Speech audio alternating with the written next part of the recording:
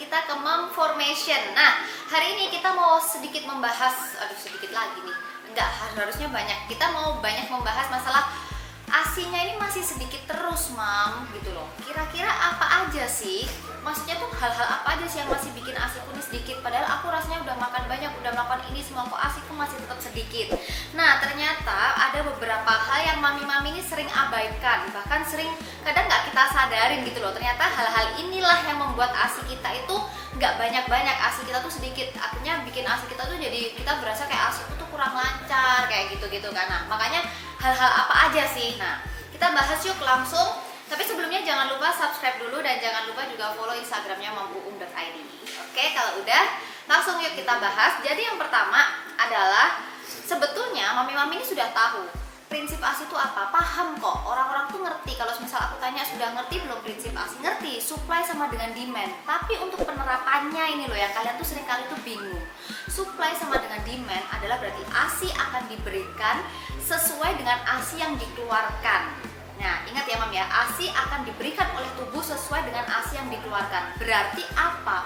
Berarti kalau semisal kalian mau ASInya kalian tuh banyak, ya bikin permintaan yang banyak gitu loh. Kalian kenalin dulu prinsip ASI ini, berpegang teguh sama prinsip ASI ini.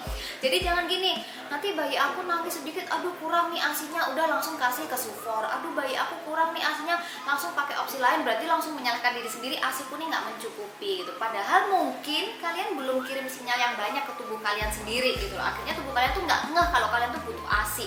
Jadi hal yang sering kali kalian lalai adalah kalian tahu prinsip ASI itu apa, tapi kalian nggak benar-benar memahami. Jadi pahamin dulu prinsip ASI, supply sama dengan demand itu benar-benar kalian harus cari tahu, gali sampai ngelontok. Nah itu udah aku sempat bahas di yang mom formation dulu yang awal-awal ya. Kalian bisa cari prinsip ASI, itu banyak banget di situ bahas, pelajarin sampai ngelontok. Yang kedua adalah nggak paham baby cukup ASI. Jadi seringkali tuh kita gini, baby nangis itu berarti ASInya kurang, neneknya kurang, ASI kita sedikit. Seringkali kita tuh langsung kayak apa ya, mengatai diri sendiri seperti itu. Padahal baby nangis, ya cara komunikasi baby itu cuma menangis. Jadi dia mau pampersnya penuh dia nangis, dia mau lapar dia nangis, dia mau mungkin kepanasan gerah dia nangis, dia mungkin nggak nyaman dengan suhu ruangan dia nangis. Jadi banyak hal sebetulnya yang bikin baby nangis itu bukan cuma karena kurang ASI gitu, karena memang gimana sih cara dia tuh ngomong sama mami, karena dia belum bisa ngomong kan ya, caranya dia nyampein ini loh, aku tuh nggak nyamannya tuh dengan dia menangis gitu. Apalagi di kondisi baby growth spurt, Mam, ingat ya, ada masa percepatan pertumbuhan baby. Itu akan baby tuh lebih sering nenen, dia lebih sering nenen, dia mungkin sebentar-bentar nenen, lebih sering bangun tidur. Nah ini kadang tuh kita sering salah artiin ini ASIku kurang gitu loh. Kalian kenalin dulu tanda kecukupan baby itu gimana, mulai dari pampersnya, terus mulai dari BAK-nya sehari berapa kali, itu dicek dulu. Kalian pelajari, ini sudah sempat juga aku bahas. Jadi di sini aku cuma menekankan ya Mam ya, hal-hal apa yang perlu kalian pelajarin gitu loh. Jadi lihat, tidak semua bayi menangis itu karena kurang nenen. Perhatikan dan kenalin benar-benar bahasa menangis anak kalian. Itu yang kedua. Yang ketiga, seringkali kita itu mompa, kita kali itu nyusuin, kita itu nunggu payudara kita tuh penuh. Menurut aku gini, banyak yang salah mindset kalau payudara yang penuh itu adalah payudara yang ASInya banyak. ASI banyak itu ditandai dengan payudara penuh, payudara yang kenceng-kenceng itu berarti ASInya banyak, ASInya melimpah. Padahal enggak, bukan seperti itu juga gitu loh. Jadi kalau kita mau menyusui, kalau kita mau pompa, jangan tunggu sudah penuh gitu. Ketika payudara penuh, itu sebetulnya di payudara itu dia menyentuh yang namanya tuh feel gitu Mam. Jadi itu tuh ada kayak alarmnya gitu loh Mam. Kalau semisal ASInya udah penuh, dia nyentuh di alarmnya sini, secara otomatis sama tubuh tuh dianggap mami ini nggak butuh ASInya, makanya sampai penuh. Sama kayak kalau kita nyalain air di keran ya, kalau kita kadang maksudnya kita nggak butuh tuh, itu akan utuh seperti itu. Tapi kalau kita butuh akan terkurang gitu loh. Nah dengan berkurangnya ASI itu sebetulnya kan ada permintaan, otomatis kalau ada permintaan ya akan ada supply lagi seperti itu kan. Makanya sebisa mungkin jangan sampai dibiarin nih payudara penuh nih. Kalau bisa sebelum payudara penuh, sesering mungkin kalian kosongin payudara, sesering mungkin kalian kirim sinyal permintaan kalian, sering-sering keluarkan lah, intinya seperti itu. Nah, yang berikutnya adalah pelekatan yang tidak sempurna. Jadi pelekatan yang nggak sempurna itu memang sering dialami sama mama-mama yang biasanya baru lahiran, karena mungkin anaknya udah kena botol duluan kayak gitu ya. Jadi dulu waktu Marvel pun itu sempet sih mam, dia tuh ada akhirnya tuh gaya cara dia menyusu tuh jadi berbeda, cara dia nenen jadi berbeda. Karena apa? Kalau anak kalian itu nenen di botol, dipakai botol, itu kan dia tuh nggak buka mulutnya semaksimal mungkin gitu loh, karena botol tuh bentuknya begini, jadi dia cukup ujungnya aja yang buka, itu sudah bisa masuk. Sedangkan kalau di payudara dia tuh harus buka mulut supaya aerolanya kita tuh masuk semua ke dalam mulutnya dia, sehingga itu bisa kenyot-kenyotnya itu maksimal kayak gitu. Makanya biasanya anak yang udah kena botol itu jadi pelekatannya nggak oke lagi, bukan berarti nggak oke lagi, pelekatannya jadi berbeda seperti itu. Tapi apakah semua anak seperti itu? Enggak juga. Ada banyak anak-anak teman aku, ada banyak juga anak-anak customer yang maksudnya mama yang lain itu dia juga bisa botol dan juga bisa nenen. Tapi kan kita nggak bisa paksain anak kita seperti itu ya mam ya. Jadi memang setiap anak ini berbeda sekali. Sehingga kalau misal kalian merasa anak kalian pelekatannya udah nggak sempurna, kalian bisa ganti medianya. Ini kalau kalian ingin balikin anak kalian ke nenen. Jadi kayak aku kemarin tuh juga gitu mam. Ketika aku tahu kok Marvel neneknya jadi nggak oke nih, aku berhentiin botolnya, aku pakai media lain untuk kasih ASI ke Marvel seperti itu.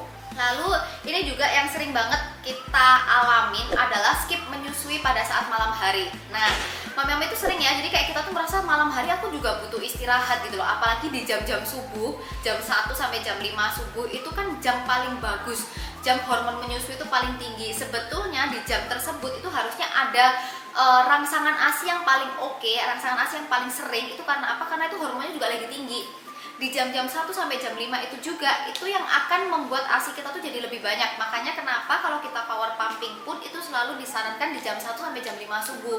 Yaitu karena hormon menyusui paling tinggi. Jadi kalau semisal untuk mami-mami, gimana sih cara mensiasati supaya kita tuh nggak skip gitu loh mam ya. Kita pasang alarm seperti itu kan. Terus bisa juga gini, kalau misal kalian butuh waktu istirahat, jadi kalau yang aku dulu lakuin ya mam ya, kan ada dari jam 1 sampai jam 5. Ini misal gini, jam 11 itu nanti aku nyusuin terakhir ke Marvel. Terus habis itu aku pompa. Nah, jam 11, ASI jam 11 kan tahan di suhu ruangan 4 jam ya mam ya. Nanti yang misal Marvel bangun jam 1, kan baby masih kecil tuh masih 2 jam sekali bangun jam 1, itu aku kasih botol supaya aku nggak ini. Tapi biasanya aku tetap pompa. Kalau nggak udah mentok-mentok aku capek banget, aku nggak pompa, itu aku kasih botol, kasih minum pakai median lain lah di jam satunya itu. Nanti Marvel akan nenen lagi ke aku jam 3. Nah jam 3 itu aku akan nenenin Marvel sambil aku pompa, dan aku pompanya 2 kali. Jadi at least kita punya jam tidur dari jam 11 sampai jam 3 ya mam ya. Kalau misalnya kalian pakai pengasuh itu lebih enak. Atau kalau enggak kalian bisa minta tolong ke suami kalian. Atau kalau memang kalian betul-betul nggak ada penolong dan kalian maksudnya sendirian, kasih pakai botol atau kasih pakai media lain nggak apa-apa. At least kalian bisa beristirahat dulu. Tapi sebetulnya kalau misal di jam tersebut kalian nggak sempet pompa, ini untuk yang mama menyusui ya, kalian bisa langsung nenenin kalian. Tapi kalau untuk mama epping, kalau misalnya kalian skip jam 1, di jam 3 kan kalian harus pompa nih. Pompalah 2 kali atau pompalah 3 kali. Seperti itu kalau aku lakuin. Jadi setiap aku skip 1, aku double ke jam berikutnya. Supaya apa? Supaya tetap permintaan tubuh itu kayak rasanya tuh aku butuh terus seperti itu.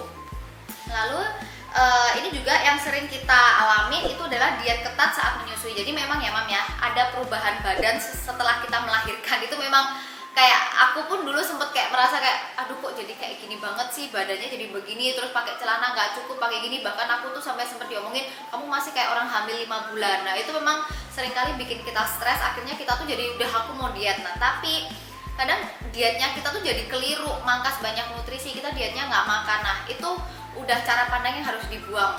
Ingat ya mam ya, ketika kita menyusuin itu kita bakar kalori kok, 400 sampai 500 kalori per kali menyusuin loh.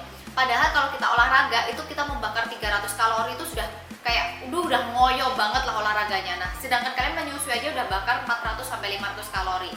Dan kalau misal kalian mau diet itu bukan berarti nggak makan ya mam ya, tapi mengganti porsi makannya dan mengganti kualitas apa yang kalian makan. Jadi misal lebih banyakin proteinnya, beras putih bisa mau diganti kayak beras coklat kayak gitu yang seratnya lebih tinggi, jadi bikin rasa kenyang lebih lama. Seperti itu boleh, tapi bukan berarti kalian skip makan, skip nggak makan, apalagi sampai kalian makannya tuh sedikit banget dan kalian nggak memperhatikan nutrisi apa yang kalian makan.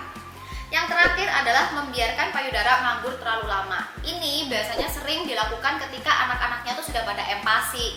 Kalau anak sudah empasi, itu kebanyakan kan kita udah nggak nyusuin nih, karena anak kita udah makan. Akhirnya payudara yang dulunya 2 jam sekali dikeluarkan, dipacu terus, akhirnya jadi waktu empasi jadi 4 jam, jadi lebih molor. Nah pasti lama-lama ASI itu sifatnya kan ngikutin ya Mam ya, seberapa sering dia dikeluarkan, sesering itu ASI itu akan diberikan ke kamu. Nah makanya kalau semisal pada saat anak empasi, kita udah skip jam empasi anak, ASI itu akan lama-lama ngikutin, karena tubuh kita tuh pinter banget, tubuh kita tuh ngertinya gini loh, oh ini sudah nggak terlalu butuh nih, makanya dia nggak sering-sering minta, makanya sama tubuh juga dikurangin.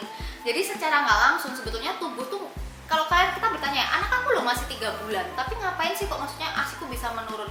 Itu sebetulnya gini, ketika kita nggak merangsang payudara, itu sebetulnya secara nggak langsung sikap kita itu sama kayak kita lagi nyapih anak. Kalau kita mau menyapih, itu kan kita ngurangin ya Mam ya, kita nggak nenenin, kita ngurangin jam pompa. Nanti lama-lama ASInya habis ya, seperti itu gitu loh. Jadi kalau misal kalian mau ASInya banyak terus ya dipacu terus, sering-sering kirim sinyal ke tubuh. Nah itu adalah beberapa hal yang tadi tuh sering kita abaikan. Semoga di Momformation hari ini tuh juga jadi pengingat kita, sehingga kita terus ingat, oh ternyata ini loh yang bikin ASIku tuh jadi mendadak seret, ini loh yang bikin ASIku tuh mendadak jadi nggak lancar. Nah dengan kita memperhatikan hal-hal itu, harapannya kita ASInya kita jadi lebih lancar, lebih berkualitas, lebih banyak, dan bisa mencukupi untuk si kecil, dan kita pun bisa lulus mengasihi selama 2 tahun. Nah sekian Momformation hari ini, jangan lupa like, jangan lupa komen juga di bawah kalau misal masih ada yang bingung atau mungkin mau ada kayak ide-ide besok mau di-share masalah apa, kalian bisa langsung komen di bawah sini. Bye bye.